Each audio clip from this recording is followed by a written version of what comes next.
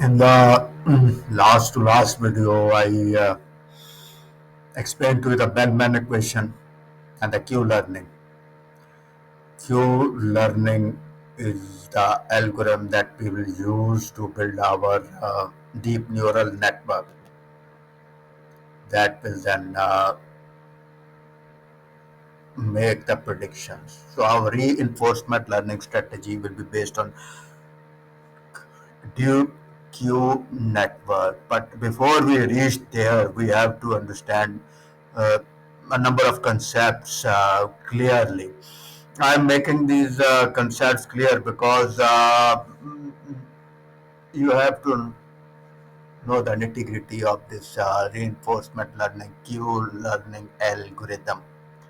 If you really want to build good trading strategies with it,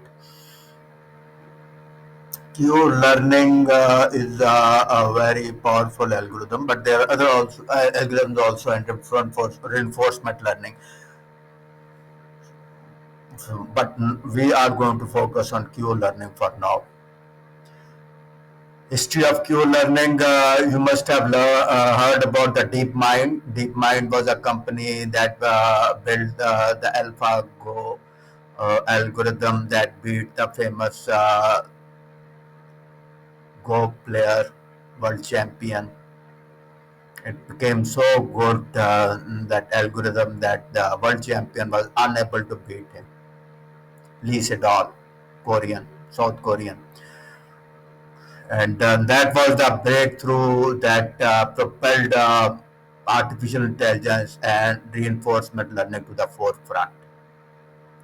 Before that, DeepMind developed a deep Q network that we'll be using in our trading strategy to play Atari games.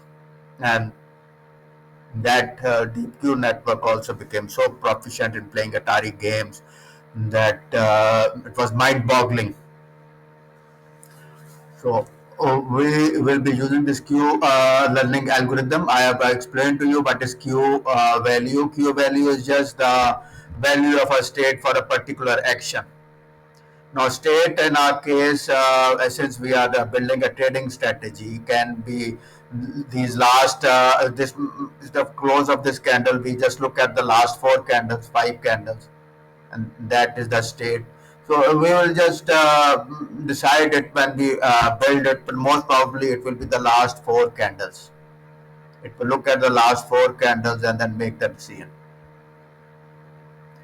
Now, Q learning, I in a previous equation, the Bellman, previous video I explained the Bellman equation. It was a recursive equation, and I explained to you that if we make an entry over here, so Q value over here depends the Q value on the subsequent candlesticks. So it is depending on the future. Future is uncertain. Our policy is that the stop loss is at the low of this candle, and we want 100 pips of profit, or we can decide 20 candles, whatever is reaches first. So either the stop loss is hit, that end of the episode. Episode is one trade. I had explained all these things in the Markov decision process video. Episode in our contest is just one trade. Allah. Either stop loss gets hit, or take profit is hit, or 20 candles, or whatever we say, 30 candles, that is reached, and we have to close that trade. So this is what an episode is. So this is the general equation, the general rule for Q learning. Update.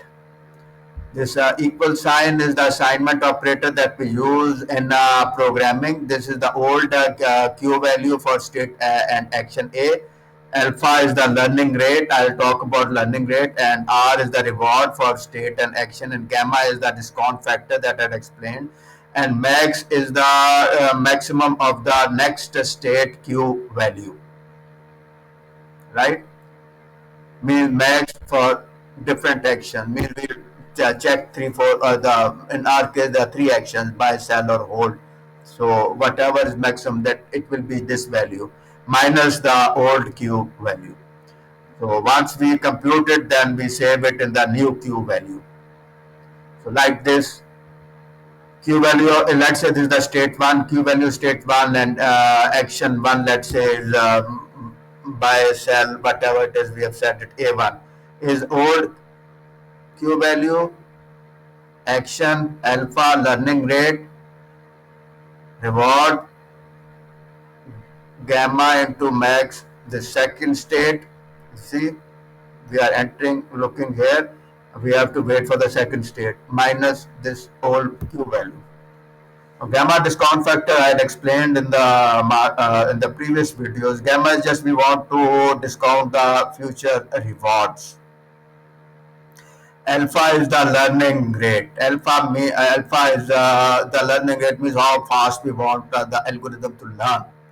If alpha is a very high, algorithm will learn very fast, and it can have a lot of variance.